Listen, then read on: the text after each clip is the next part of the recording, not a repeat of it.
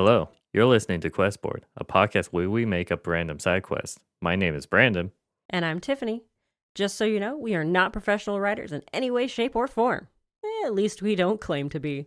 We just really like tabletop RPGs, and we do this for fun. That's right. And I don't have anything to talk about. Nothing? I usually just come up with something. I've said this multiple times, but it's always on the spot and I can't think of anything right now. You can't have gold every day. It's okay. I forgive you. You know what? I just want to make a quest then. All right. Good talk. Got dice? I got him. Our number today is 57. We didn't do that one. Oh, wow. That's actually a surprise. 57. Help wanted. Okay, it's help wanted T apostrophe. Do you want me to read it? It sounds like it needs to be in an accent. Feel like that's a jab at me. I'm sorry. It Fine. wasn't a jab, but do you want me to read it? Fine, you read it. Okay. Help wanted to return me property. Yesterday, some of the young neighborhood scalawags stole me carved wooden leg while I were... Sorry. While I were pissing in the gutter outside the salty strumpet. I cannot chase after them to get me leg... after them to get it back, 'cause me backup leg be more'n ghastly. If you can get me back me leg, I'll pay you 10 gold. It holds a lot of sentimental type meaning to me. Okay. Translated, help to return me property. Yesterday, some old young neighborhood scallywag stole me carved wooden leg while I was pissed in the gutter outside the salty strumpet. I can't chase after them to get it back because my backup leg is more and ghastly. This is really hard to convert on the spot in my head. Yeah. If you could get back my leg, I'll pay you 10 gold. It holds a lot of sentimental meaning to me. How was that translation? It was a little rough. It's more along the lines of, help wanted to return my property. Yesterday, some of the young neighborhood scallywags stole my carved wooden leg while I was relieving myself in the gutter outside the salty strumpet. I cannot chase after them to get it back because my backup leg is more than ghastly. If you can get back my leg, I'll pay you 10 gold. It holds a lot of sentimental value. You're trying to show me up, but pissed in the gutter means he was drunk. Okay, fine. That is an actual, I think, UK term. I read that as Or relieving myself in the gutter. But yeah, Australian term. Completely drunk, out cold. That makes a lot more sense. And also how they stole his leg while he was doing that. So, yeah, stop showing me up. I'm sorry. Mm. Anyways, we still actually have to focus on Okay, so he was unconscious in the gutter and they stole his wooden leg. Mm-hmm. How does he know it was the young neighborhood scalawags that did it? Did he wake up in the process, or... You don't drink. I do not. You could still be conscious and drunk in the gutter, meaning you're stumbling on the streets or anything like that, and which those teenage kids could yank something from you and you're so inebriated that you don't really have the coordination to fight them off or do anything about it. So you still mentally see that they did it. Okay. You just can't really do anything about it. All right. So he saw them do it, but he was hanging out in the gutter because it's probably a safer place for him to be at the moment because, falling over and such. He saw them steal it. All right. This is kind of just like a go beat up the kids and take the leg back situation. Because it just sounds like a bunch of unruly teenagers. Yeah, but we have to put a twist on it. Okay, here is the twist. Clearly, this is written by a pirate. Oh, yes. Or a sailor of some sort. Going through a lot of stereotypes, but yes, it sounds like just like a pirate or a sailor. Well, he literally calls them scalawags. I don't know many other people who call them or say the word scallywags. Well, not in this era. Yes, definitely not in this era. But I would say my twist on it would be it has sentimental meaning to him because I don't know if he did it on purpose or it was on accident. But if he used to be a captain of a ship, or he used to be the first mate that turned into a captain, the soul of his previous captain is in that peg leg. Oh, shoot. In which someone paid off the scallywag children or the youth to steal it from him, thinking that it's just easy money for them. and they do it without knowing anything deeper behind it. Hmm. And so they grab that leg for a ritual of like resummoning, act of vengeance, or whatnot. So I also had a thought on that matter. Not quite the soul, but what if there was a secret compartment in the leg that held a treasure map? Okay, a little bit more down to earth on that approach. A little bit. Like it's not, supernatural or anything. Maybe there's also a soul in there too. There could be. But yeah, if there's a secret compartment, like you twist the end off of it and there's a treasure map rolled up inside of it, that'd Right, be some sentimental value. right next to the compartment where he hides the rum, like a emergency stash of rum. Yeah, like an extra rum bladder on his leg there. Yeah. Okay, I think, yeah, we could. We haven't ever designed a treasure map before. We could do that approach. So what? The party gets the leg back and then they realize, oh no, there's a treasure map inside. Let's steal it. Basically, if they, okay, first, the old pirate. What is his name? Salty Dan. That's just the first thing that came to mind. We might just end up going with that because none of these really stand out. There's a Rodney on here. That doesn't sound piratey enough. I know, right? Elmer? No. Salty Dan it is. Salty Dan. That's just literally what popped in my head the moment you asked for a name. It was like Salty Dan. I feel like it just needs to be Salty Dan at this point. Yeah. I don't think the name generators get come up with anything good. I mean, unless I find a pirate name generator. Then we're talking. Ah, that's too much work. Anyways, we got Salty Dan. Yeah, Salty Dan. So if they find, like, they see the post, decipher that lovely spelling of a post, Oh, yeah. and they could grill him for more information about it and why it's sentimental. That it depends. He might give the reasoning behind it, or he might just hide it. And then when they chase, it'll be like chasing after the kids, then they selling out who hired them, and then them chasing down like a competitor pirate. Oh, yeah. And then after that, learning about it from the pirate of like the map, basically. And then it'll be the parties like either it'll be up to the party whether or not to find the treasure or return the map and the leg to Salty Dan. So, the person who hired the kids, what if it's an old crewmate who knows Salty Dan has the map? Because Salty Dan was the first mate, and when the group like split up or something, you always know the first mate gets the map. Or it's something along those lines, but it's the captain died and initially wanted to either the aggressor group gets to split the treasure, but then when the captain died, the map suddenly went missing Right. and everyone was suspicious of each other. And this one person started limiting everyone else trying to find it. And he was like maybe the last one. Yeah, Salty Dan was the final person from the crew. They finally found him and paid a bunch of kids to steal his leg. Wouldn't they just kill him at that point? He's literally in a ditch. True. Actually, also the fact that like, oh, if the captain dies, then wouldn't the entire crew know the location? Because in order to actually go bury it, he needs a full crew to sail to the island or wherever it's located. Yeah, but You memories need aren't the greatest. Maybe the map has like fine details about exactly where to find it. yes, but he still like the captain would need other people to take things up there to excavate or like to carry all the treasure. You know what I mean? Yeah, You to bury a treasure, you have to have the loyalty of the entire crew in on it. right. So I don't think that would fully work. Okay, so the person who paid off the kids is a rival pirate who knows they had a big haul and has been systematically going through the entire crew trying to figure out who's got the map. There we go. They're probably that captain or the rival crew killed the captain Most likely.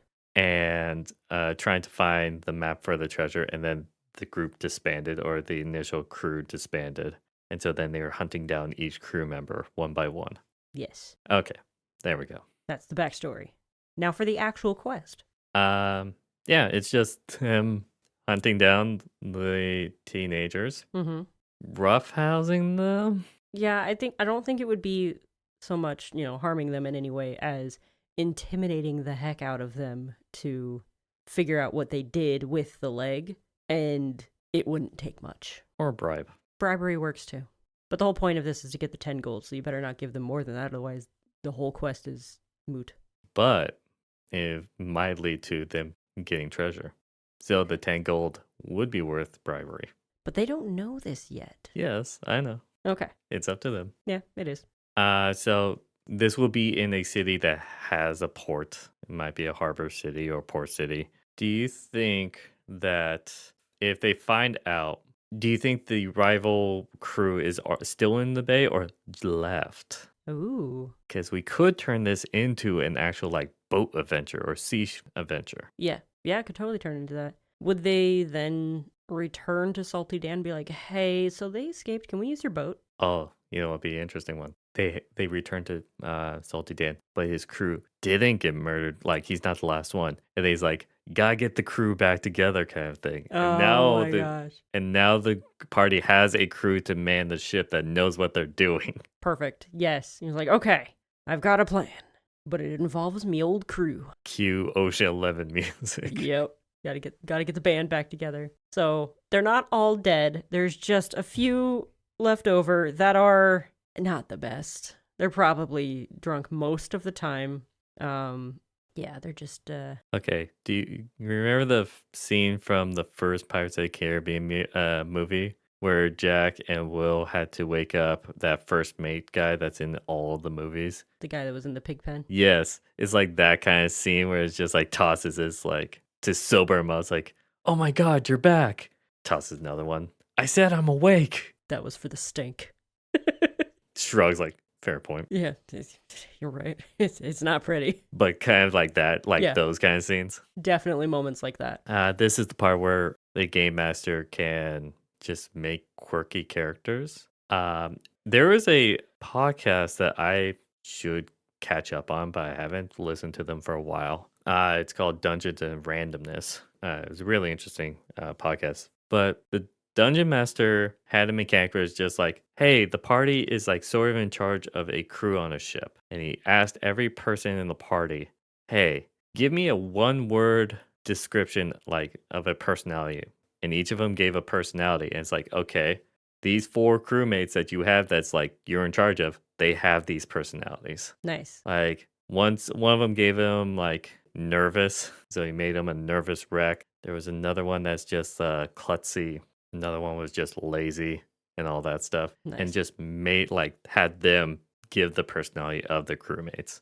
You could do that. Yes. And I think that's a nice like improv kind of thing. It's a great way to get your players involved. And them regretting or determining whether or not they want good crewmates or not. So they could do that. It's just me saying I don't want to think of random personalities. It would be kind of rough coming up with a bunch of other characters. Maybe one of our future character jams will help us come up with other possible crewmates that you could potentially use. I mean, that is a very small margin because that is a randomly generated thing. And I think Sailor is only one card out of many. Yep. So good luck with that. Hey, it can happen. I kind of just want to focus on like if we can possibly make a treasure map. Yeah. Like if they catch up and get the map / peg leg, do you think Salty Dan would like say, well, let's go forth and do it?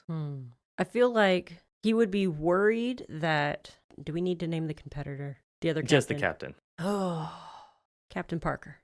Sam Parker. Actually, yeah. Is he like a really suave, like handsome guy? Because he sounds handsome. Well, he does. He is now. Really charismatic. That's how he talked all these teenagers into stealing someone's leg. Actually, it probably wouldn't take much to talk teenagers into stealing someone's leg. No, they do anything for money. Yep. So, Captain Sam Parker, he probably, so Salty Dan's probably worried that Captain Parker has looked at the map and has an idea of where the treasure is. Even if they get it back, he's probably seen it. We gotta go get it and move it. Okay, but you're on the same mentality of like One Piece where they don't really kill the enemy captain. This is a full chance of like, Good if point. they get the map back, that Captain Parker's dead.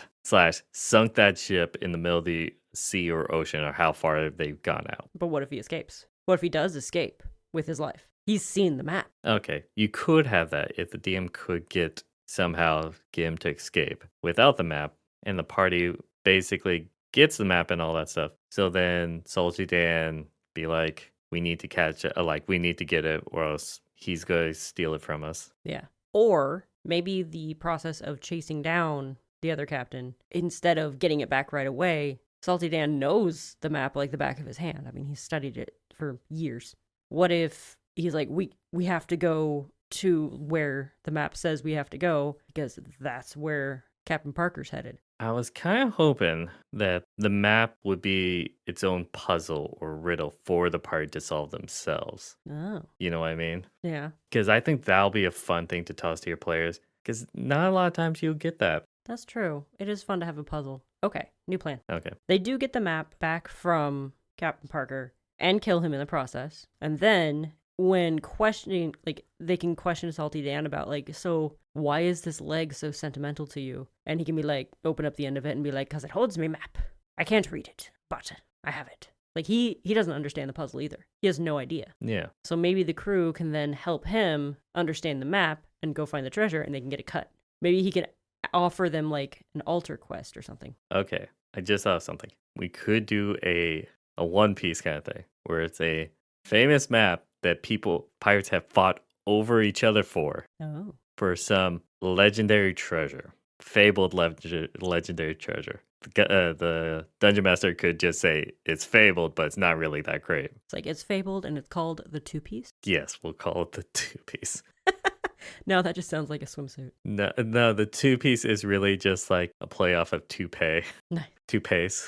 Yeah. And which is just multiple wigs, basically, for balding men. Nice. Because the famous pirate captain was balding, and that was his greatest treasure. No, whatever the game master decides. But we could go that route where that's why the old captain was killed, because he had it. But Salty Dan, being the first mate, always kept in his peg leg. Right. And the rest escape. Like, the captain's like, you escape, I'm going to, like, draw their attention away, sacrificing himself for his crew. And then after that, he gets killed. The rival gang or rival pirate crew doesn't find it. And now they scattered. And then slowly over the years, they've been trying to find the old crew members to find out where that map is. Okay. And so no one's fully solved the map. And we're back on backstory. Yes. And now we're back to the present. Okay. So the players join up with Salty Dan and what's left of his crew to go hunt down, I forgot his name again, Sam Parker. Captain Parker. Captain Parker. Captain. And take back the peg leg. But how did Sam Parker know the map was in the peg leg? I think one drunken night, Oh. Salty Dan might have slipped something, because I think probably Captain Parker would try to investigate or find as much information as possible, and he might have slipped it to one of his crew of something along that line. Gotcha. That makes sense, right? A little bit, yeah. Somehow, Captain Parker knew that the map was in the peg leg. We'll just leave that up to the imagination. Like we said, we're not the best writers. We're not professional writers. So a lot of this is very generic stuff. Yeah. Catch up to them, all that stuff. I kind of want to now focus on the map. All right, map time. How are you going to design a map, a treasure map? I can start doodling something. You can just draw a squiggly line, be like, yep, put the X there, the map.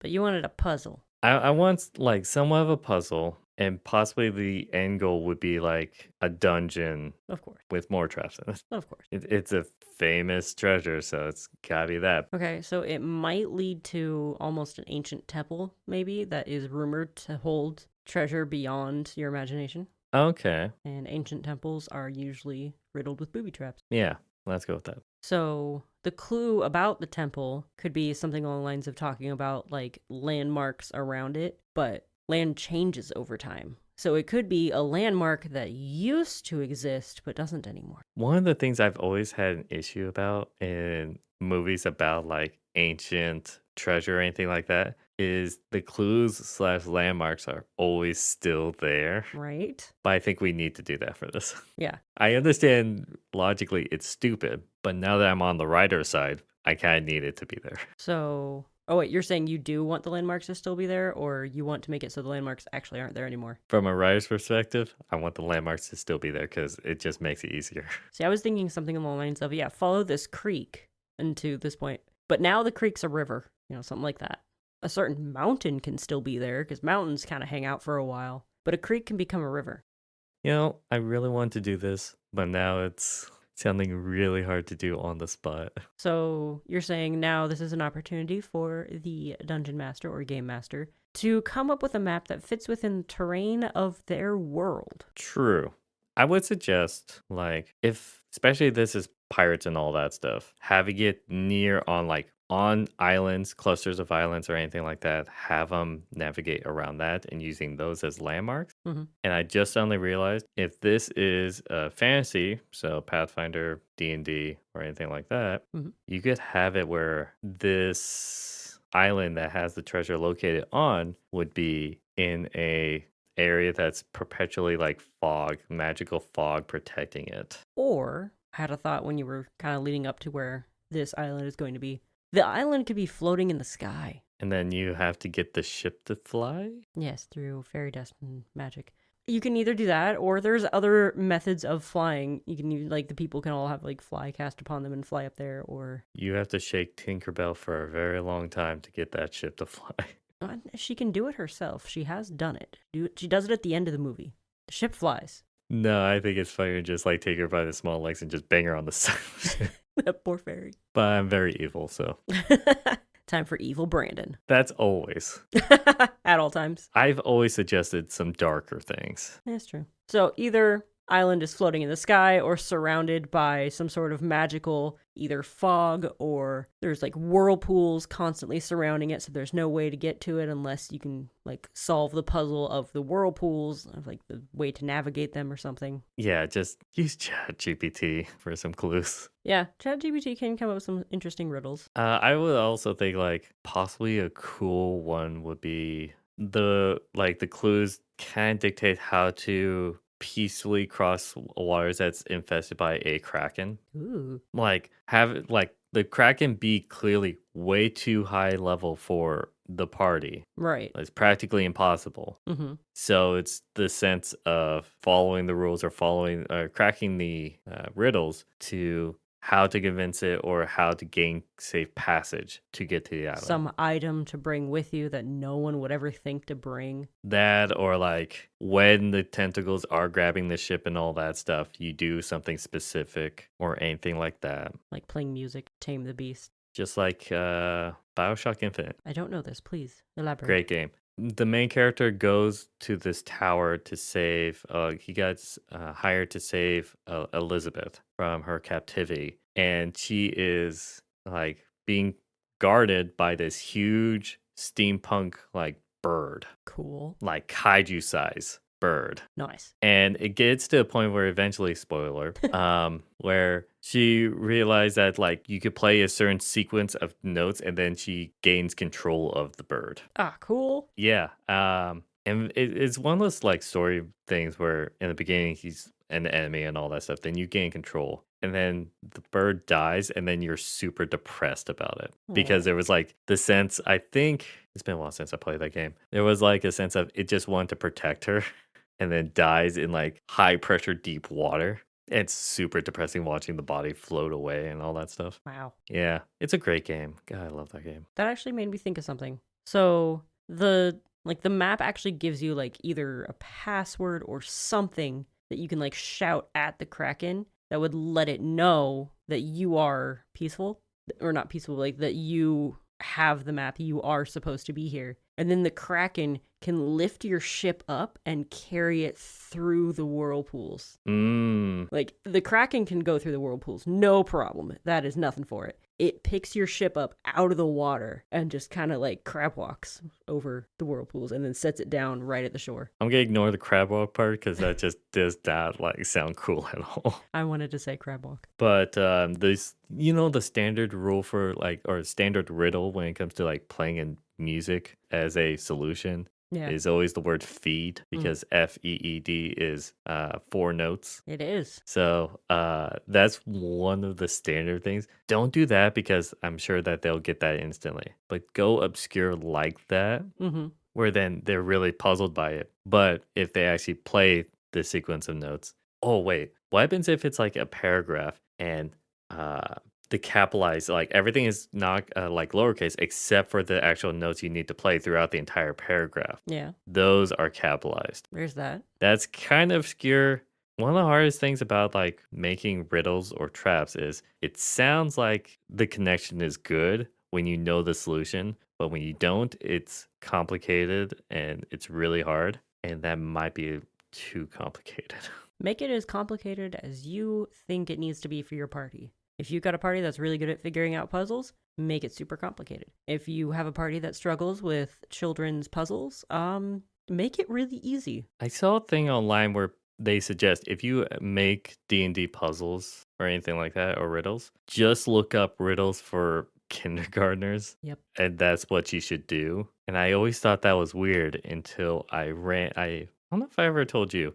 I designed a murder mystery for a friend of mine. Nice. And I was super paranoid about like if it worked out or not. And I was super like trying to like think of like solutions or anything like this or that, but have 3 possible culprits. Each of them had like signs of possibly being the murderer. Totally fell flat. Oh no. Did not get any of the cues or anything like that. It was me really having to obviously toss a bone out. And it's like out of character, he knows what I was trying to do, but in character, he couldn't justify anything. And so ever since then, I've not, I refuse to do murder mysteries. Yeah, no, doing toddler puzzles, or sorry, kindergartner puzzles, not quite toddlers. But yeah, kindergartner puzzles is, it also lets your character, like your players, feel a lot more confident about being able to solve these puzzles instead of getting stuck in a room staring at something for hours on end. Or like there was this one time I was playing Pathfinder many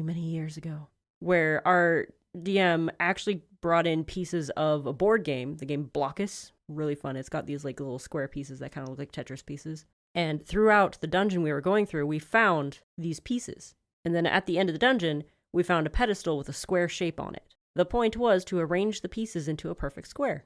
No one could figure it out. I wasn't trying to figure it out because my character was stupid. He was a meat shield. He wouldn't even be able to begin to figure out the puzzle. So after a while, no one could figure out this puzzle. And I was like, here, just give me the pieces. And I just kind of start like, not thinking, just putting them down and accidentally solved it. I wasn't trying to solve it. I was just putting pieces down. So you are smart subconsciously. I have actually solved another puzzle in that same sort where I wasn't actually trying to solve it. I just put random numbers in and solved it accidentally. I'm lucky. Actually, we're going so many tangents. Oh yeah, wow, we're way off topic. Yeah. Side note, I played Cyberpunk 2077. And when I played that, there was one bit where I couldn't get through a door and there was a keypad.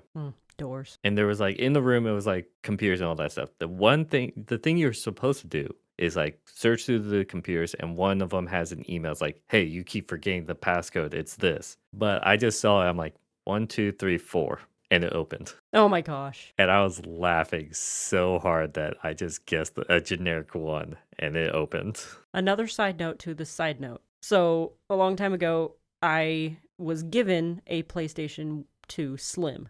And it had a password on it where it would lock it so you couldn't watch movies on it. And so I actually sat down prepared to go through all 1,000 possible combinations to unlock this PlayStation. And on a whim, I started with 0000. Unlocked it first try. Great parental password there. Yeah. I was ready though. I was comfy. I had something to drink. I was ready to do this. First thing I try. I think most people assume or try out first 0001. Right? I think that's why on a whim I started with 4 zeros. I was gonna start with 1. Nice. Well, anyways, I wanted to do a treasure map riddle, but sorta did. We gave suggestions for it. We gave suggestions. Maybe down the road I'll try to throw together kind of a cool looking map. Maybe I'll come up with a riddle that fits with the map. I'll think about it. And if you do that, I'll post it on Twitter. Okay. Speaking of Twitter, if you want to tell us your map that you designed in some reels, let us know. Or if you have a job posting that you want us to make a quest out of, let us know on Twitter at QuestboardPod. I think with that, I wish you all good night. And happy questing.